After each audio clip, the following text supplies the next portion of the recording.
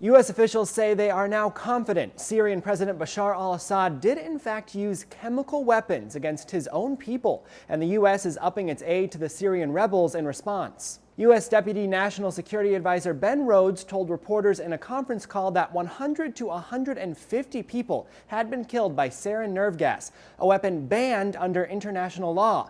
And it was the Assad regime, not the rebels, who carried out the attacks. Back in August of last year, President Obama said it would be a game changer for the U.S.'s position on Syria if any such proof ever came to light. A red line for us is we start seeing a whole bunch of chemical weapons moving around or being utilized.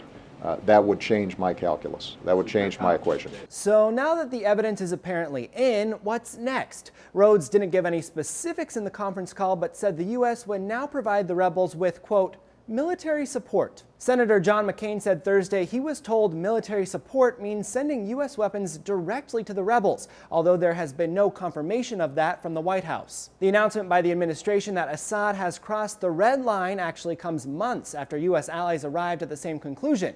So why did the administration make this announcement now? The New York Times says there's been a sudden surge in high-level meetings about Syria ever since Hezbollah joined forces with Assad and claimed the strategic city of Qusair and raised fears in Washington that large parts of the rebellion could be on the verge of collapse. McCain, one of the most vocal supporters of greater intervention, took a subtle swipe at the administration for waiting so long to come around and even suggested a stronger response than just arming the rebels. He has now acknowledged what the French and others and all the rest of us knew. But just to provide additional weapons to the Syrian National Army is not enough.